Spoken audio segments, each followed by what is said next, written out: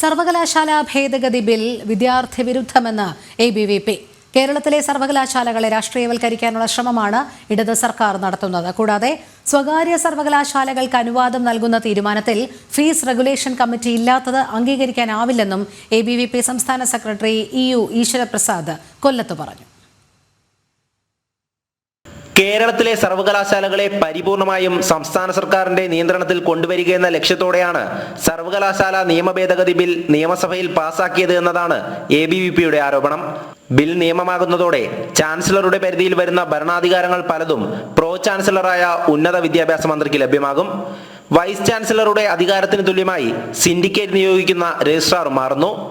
നിലവിൽ pro vice ചാൻസലറുടെ യോഗ്യത professor ആയിരുന്നെങ്കിൽ വേണ്ടപ്പെട്ടവരെ നിയമിക്കുവാൻ അസോസിയേറ്റ് പ്രൊഫസർ മതിയെന്ന് ബിൽ വ്യവസ്ഥ ചെയ്യുന്നു.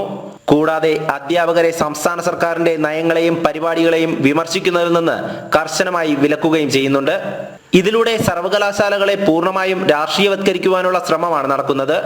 ഈ നീക്കത്തിൽ നിന്ന് സർക്കാർ പിന്മാറണമെന്ന് ABVP സംസ്ഥാന സെക്രട്ടറി EU ഈശ്വരപ്രസാദ് ആവശ്യപ്പെട്ടു. ഇടതുപക്ഷത്തിന്റെ ഒരു ഇടതുവൽക്കരണം വേണ്ടിയിട്ട് അല്ലെങ്കിൽ ചുവപ്പുവൽക്കരണത്തിന് വേണ്ടിയിട്ട് സർക്കാർ ശ്രമിച്ചുകൊണ്ടിരിക്കുകയാണ്.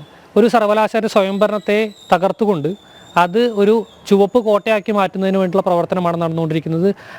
അവർ നിയമിക്കുന്ന ആൾക്കാരെ വൈസ് ചാൻസലറായിട്ടും അവർക്ക് വേണ്ട ആൾക്കാരെ വൈസ് ചാൻസലറാക്കി നിയമിക്കാൻ വേണ്ടിയിട്ട് അതിനുവേണ്ടിയുള്ള ക്വാളിഫിക്കേഷൻ കുറച്ചുകൊണ്ട് അസോസിയേറ്റ് പ്രൊഫസർ അല്ലെങ്കിൽ അസിസ്റ്റന്റ് പ്രൊഫസർ അങ്ങനെ തരത്തിലുള്ള ആൾക്കാരെ വൈസ് ചാൻസലർ ആക്കാം എന്നുള്ള തരത്തിലുള്ള ഭേദഗതികൾ കൊണ്ടുവരുന്നു.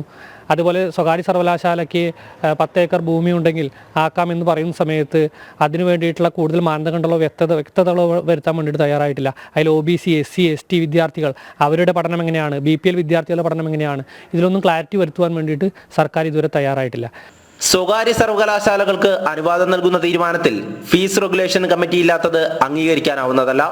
സർക്കാർ സർവകലാശാലകളിൽ ഫീസ് ക്രമാതീതമായി വർദ്ധിപ്പിക്കുകയാണ്. സർവകലാശാല നയത്തിൽ ഫീസ് റെഗുലേഷൻ, റിസർവേഷൻ ഉൾപ്പെടെയുള്ള കാര്യങ്ങളിൽ ഉടൻ തീരുമാനമെടുക്കണമെന്നും അദ്ദേഹം ആവശ്യപ്പെട്ടു. സർവകലാശാല അമെൻമെന്റ് ബില്ല് അതുവഴി ഇത് മൊത്തം സർവകലാശാലകളെ സർക്കാരിന്റെ പരിധിയിലാക്കാൻ വേണ്ടി ശ്രമത്തിലാണ് സർക്കാർ, ഇടതുപക്ഷ സർക്കാർ. കഴിഞ്ഞ ദിവസങ്ങളിൽ ഈ സർവകലാശാല ബില്ല് വരുന്ന സമയത്ത് സ്വകാര്യ സർവകലാശാല വരുന്നതിനെക്കുറിച്ച് ചർച്ച ചെയ്യുകയുണ്ടായിരുന്നു.